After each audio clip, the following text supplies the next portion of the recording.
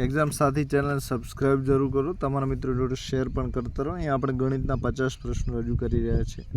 તો કે 7,52,21,303 ને ભારતીય પદ્ધતિ પ્રમાણે અલ્પવિરામ સાથે તમારે લખવાના છે। તો કઈ રીતે લખાય? તો પહેલાં 7 કરોડ આવશે, પછી 51 લાખ આવશે, 52 લાખ આવશે, પછી 21,000 અને પછી 303, બરાબર। આ રીતે જવાબ આવશે। તો સાચો જવાબ સી છે। ત્યારબાદ 102 નંબરમાં 13 અને 7નો લઘુત્તમ સાધારણ અવયવી કયો છે? તો બંને અવિભાજ્ય સંખ્યા છે, તો બંનેનો ગુણાકાર થશે। તો 13 × 91, ડી જવાબ સાચો છે। 103 નંબરમાં એક ખૂણો આપેલા છે। આકૃતિમાં ખૂણા COBનું અંદરનું બિંદુ કયું છે? તો આકૃતિ છે એમાં COB છે, અંદરનું બિંદુ તમારે શોધવાનું છે। તો જે બી છે અંદરનું બિંદુ છે, તો પી અંદરનું બિંદુ છે, તો આમ બી જવાબ સાચો છે, બરાબર। તો બી સાચો આવશે। ત્યારબાદ 104 નંબરમાં આપેલા આકૃતિમાં ખૂણાના માપ આપવામાં એક ભૂલ થઈ છે, તે ભૂલ કઈ છે તે શોધો। તો નીચેની કઈ જોડ ખોટી છે તમારે શોધવાની છે। તો ખૂણો ABEની જે લખેલું છે એ ખોટું છે, કારણ કે એવી કોઈ જોડ અહીં છે નહીં। તો પહેલું જ ભૂલવાળું છે, બાકીના બધા જ વિકલ્પ સાચા છે। 105 નંબરમાં 18 કલાક એટલે દિવસનો કેટલામો ભાગ થાય? તો તમારે દિવસનો ભાગ અહીં ઓળખવાનો છે। તો 18 કલાક એટલે 3/4 થાય, તો 6 તરી 18 અને 6 ચોક 24, બરાબર। તો ત્રીજો ભાગ થશે 3/4। 106 નંબરમાં 27.096 વત્તા 0.77 વત્તા 0.04નો સરવાળો કરતાં કઈ સંખ્યા મળશે? તો અહીં તમારે સરવાળો આ ત્રણેયનો કરવાનો છે। તો ત્રણેયનો સરવાળો કરશો તો 27 છે, અને ઉપર 0.96 છે, એટલે કે પૂરા એ 0.10 નજીક છે, બરાબર। 0.10 એ અને 77 એટલે 0.87 થાય, અને 4 છે એ પહેલાંમાં 96માં 1 ઉમેરી દો, એટલે 0.10 ને 77 87 થશે। તો 27.87 જવાબ સાચો છે, એ જવાબ આવશે। 107 નંબરમાં મોટી બેન અને નાની બેન વચ્ચે 33 ચોકલેટ 6/5ના ગુણોત્તરમાં વહેંચતા નાની બેનને કેટલી ચોકલેટ મળશે? તો 33 ચોકલેટ છે, અને 6/5નો ગુણોત્તર છે, એટલે કે 33 ચોકલેટને 6 + 5 11ના ભાગે તમારે વેચવાની છે। તો 11 તરી 33, બરાબર। તો નાની બેનને 5 તરી 15 ચોકલેટ મળશે, તો 5 તરી 15 આવશે જવાબ। તો બી સાચું છે। અને મોટી બેનને પૂછ્યું તો 6 તરી 18 આવત, બરાબર। ત્યારબાદ 108 નંબરમાં 2.1 ઓછા 3.2 કિંમત તમારે શોધવાની છે। તો આની કિંમત તમે 3 દુ 6 ને 1 7, 5 તરી 15 ને 2 17, બરાબર। તો આની બાદબાકી તમે કરો તો તમને જવાબ મળી જશે। તો એના પહેલાં લઘુત્તમ સામાન્ય અવયવી કાઢવો પડશે। તો ડી જવાબ સાચો છે, બરાબર। 108માં -1 + 1 15 સાચો છે।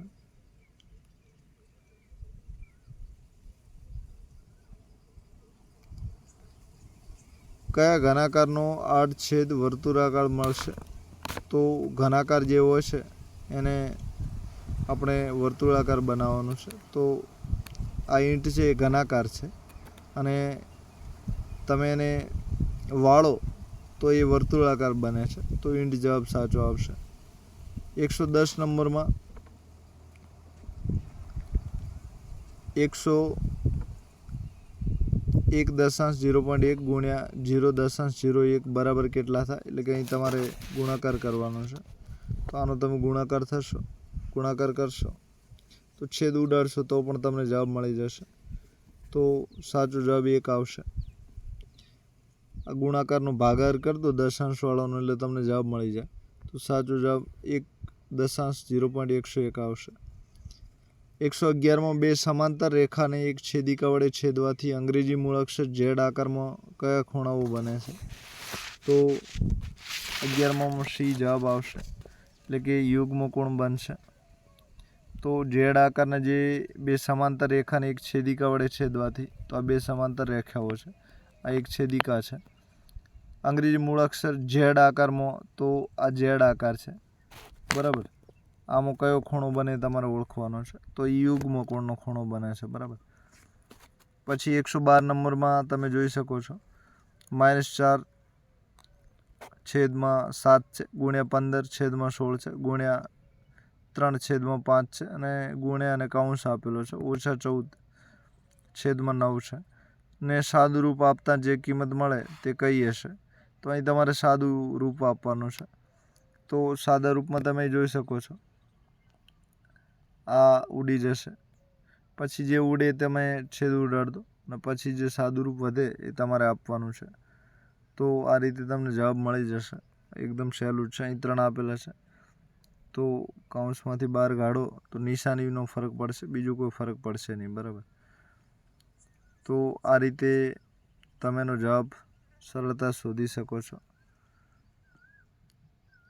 બરાબર. તો આનો સાચો જવાબ જે છે એ બી આવશે, એટલે કે 1/2 આવશે. તો આ રીતે છેદ ઉડાડશો તમે તો જવાબ મળી જશે, બરાબર.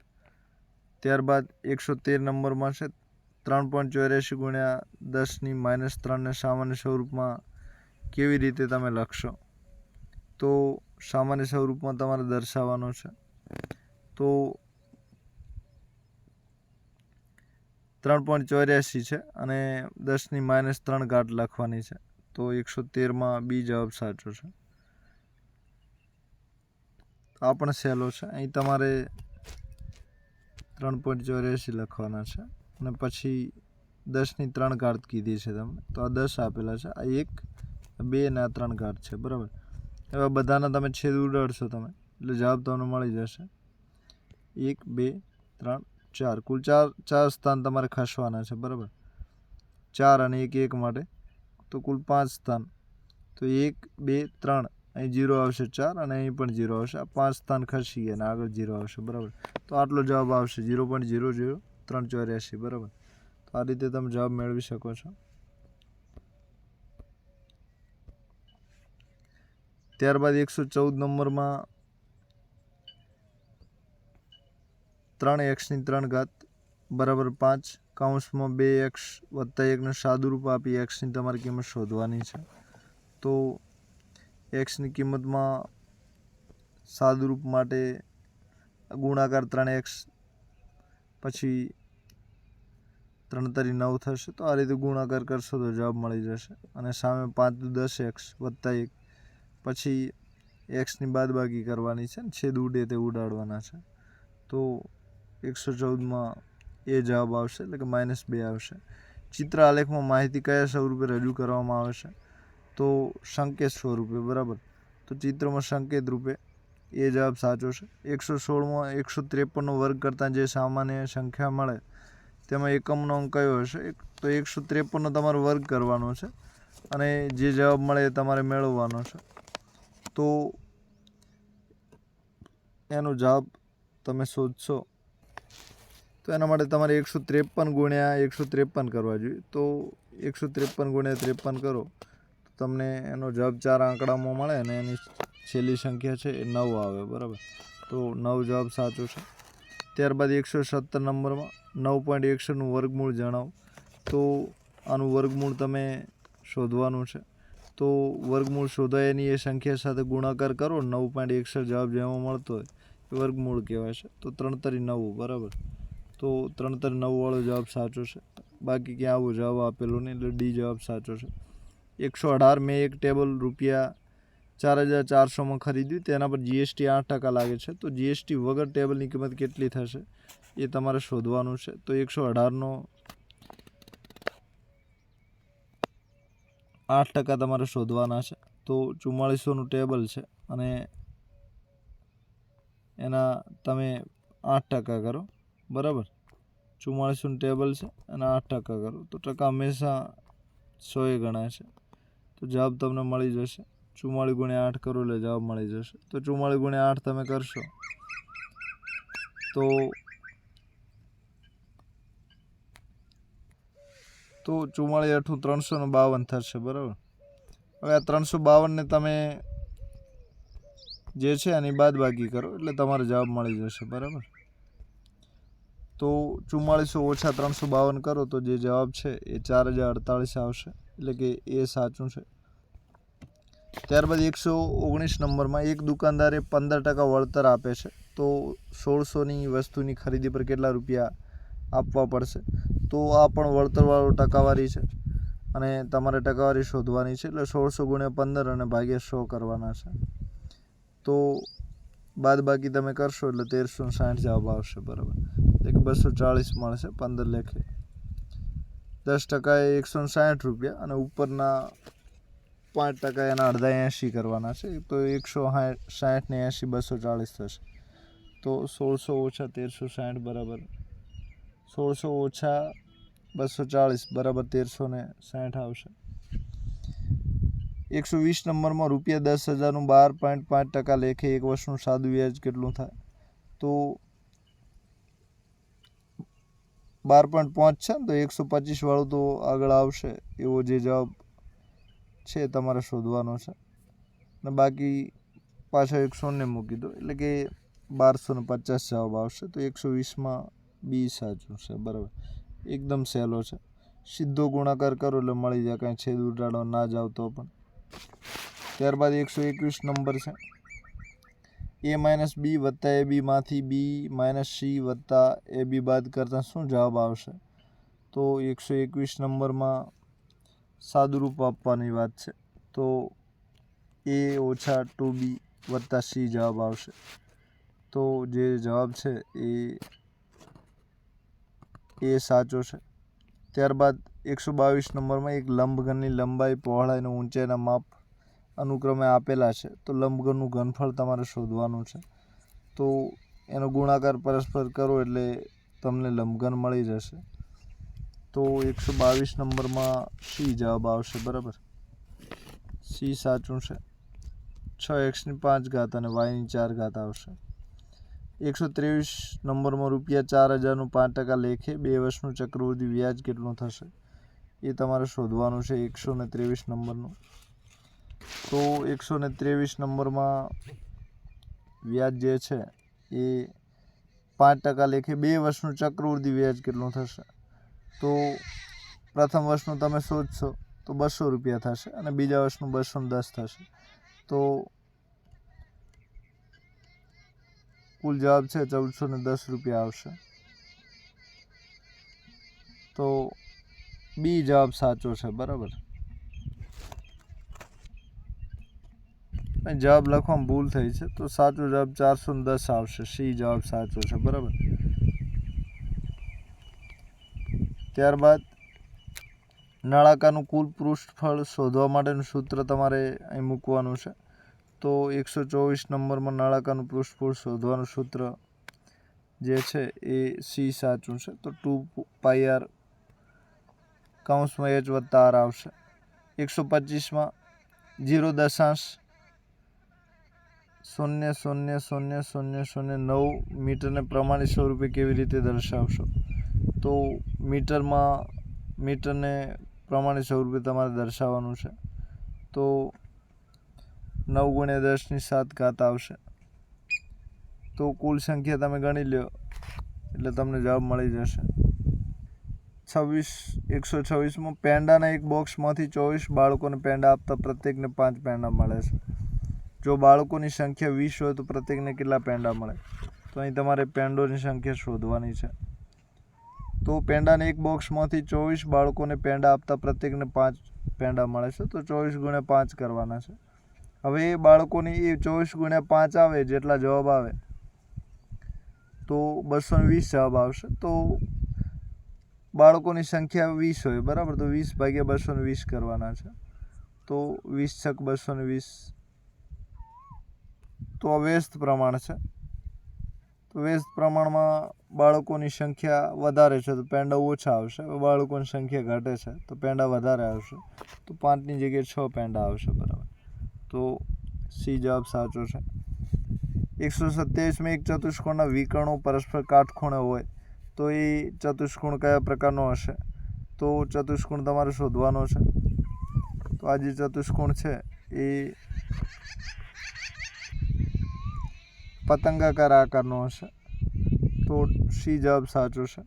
128માં સાદું રૂપ આપવાનું છે. તો સાદા રૂપમાં એક એ બી વાળો સામાન્ય અવયવ નીકળશે અને એક એક્સનો વર્ગ વત્તા વાયનો વર્ગ નીકળશે. તો ડી સાચું છે. 129માં ભાગાકાર કરવાનો છે અને ભાગફળ શોધવાનું છે. તો 129માં છેદ ઉડાડો એટલે ભાગાકાર મળી જશે. તો 3/4 એક્સનો વર્ગ ગુણ્યા વાય આવશે, બરાબર. એટલે કે સી જવાબ સાચો છે. 1 મિલિયન બરાબર કેટલા લાખ થાય? તો 1 મિલિયન બરાબર 10 લાખ થાય. તો ડી જવાબ સાચો છે. બે ક્રમિક બેકી સંખ્યાનો ગુસ્સા શું મળે છે? તો ગુસ્સા તમારે શોધવાનો છે. તો બે ક્રમિક સંખ્યાનો ગુસ્સા 2 મળે, બરાબર. તો બે ક્રમિક સંખ્યા 1 અને 2 એનો ગુસ્સા શોધવાનો છે. બેકી સંખ્યા તો 2 અને 4, 2 અને 4નો ગુસ્સા જે છે 2 મળે. જેની લંબાઈને પહોળાઈ અનુક્રમે 1.5 મીટર લંબાઈ છે અને પહોળાઈ 50 સેન્ટીમીટર છે, તો લંબચોરસની પરિમિતિ શોધવાની છે. તો 1.5 મીટર છે, તો 150 સેન્ટીમીટર ગુણ્યા 50, આ બંનેનો તમારે તો 50 સેમી 2 વખત ગણો તો 1 મીટર અને 1.5 મીટર 2 વખત ગણો એટલે 3 મીટર. તો 1 મીટર 3 મીટર 4 મીટર થાય, બરાબર. તો 132માં જે જવાબ છે એ 4 મીટર આવશે. એટલે કે એકદમ સહેલો છે, સરવાળો કરવાનો છે, બરાબર, ડબલ કરીને બાજુઓને. 133 અનુજ અને ધવલ વચ્ચે 20 પેન 3:2ના ગુણોત્તરમાં વહેંચવાની છે. તો અનુજને જે છે એ 5×15 મળશે અને પેલા ભાઈને 5 મળશે. 5નો ગુણોત્તર છે એટલે કે 5/20 એટલે 4 મળશે, બરાબર. તો 3 ચોક 12 જે છે એ પેન અનુજને મળશે અને બાકીની જે 8 વધી 2 4 8 એ ધવલને મળશે. તો જે સાચો જવાબ છે એ 133માં ડી આવશે, બરાબર. એટલે કે 12 અનુજને મળશે અને 8 ધવલને મળશે. તો ડી જવાબ સાચો છે. 134માં મિશ્ર અપૂર્ણાંકમાં દર્શાવવાની છે.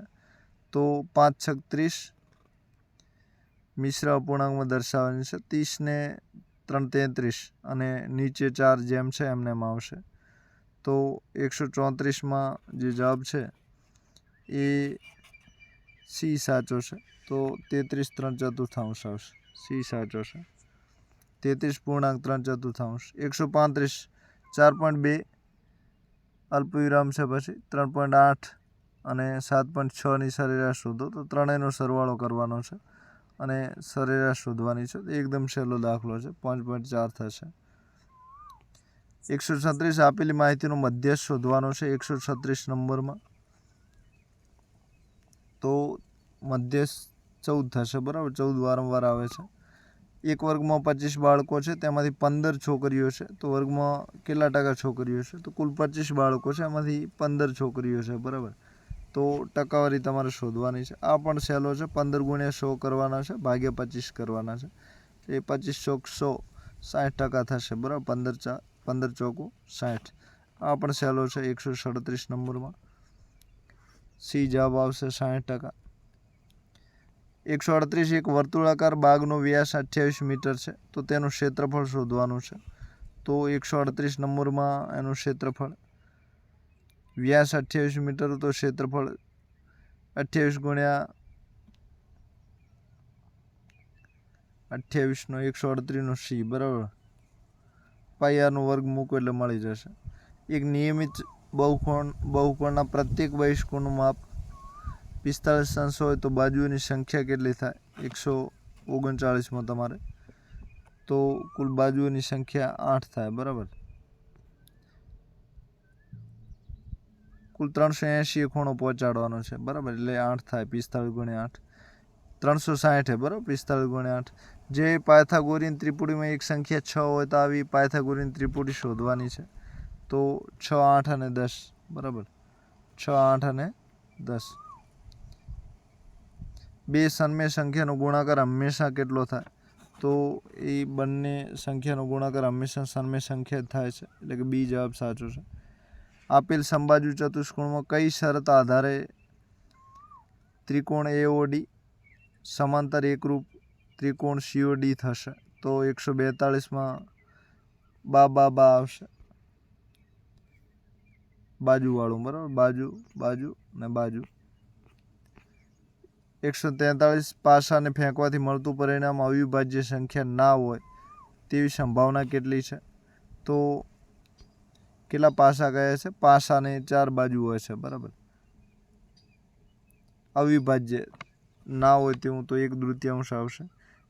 1 થી 1000 સુધીની સંખ્યાઓની કુલ કેટલી પૂર્ણ ઘન સંખ્યા છે? તો 144માં તમારે શોધવાનું છે. તો 10 સંખ્યાઓ, બરાબર, 10 છેલ્લી છે એનો પૂર્ણ ઘન. તો 1000 મળે, 10 10 100 અને 10 10 1000, એટલે કે 1 થી 10 સુધીની સંખ્યાનું પૂર્ણ ઘન મળે છે. બાકીની સંખ્યાઓ ના આવે કોઈ. 145 AB ઓછા BC, BC ઓછા CA, CA ઓછા ABનો સરવાળો શું થશે? તો અહીં તમે છેદ ઉડાડશો, અંશ છેદ, એટલે જવાબ મળી જશે 145માં. તો 0 જવાબ આવશે, બરાબર, બધાને છેદ ઉડી જાય છે. 146 એક સમબાજુ ચતુષ્કોણના વિકોણોની લંબાઈ 7.5 સેન્ટીમીટર 12 સેમી તો તેનું ક્ષેત્રફળ કેટલું થાય? તો 146નો C આવશે, 45 સેન્ટીમીટર. આ બધાનો.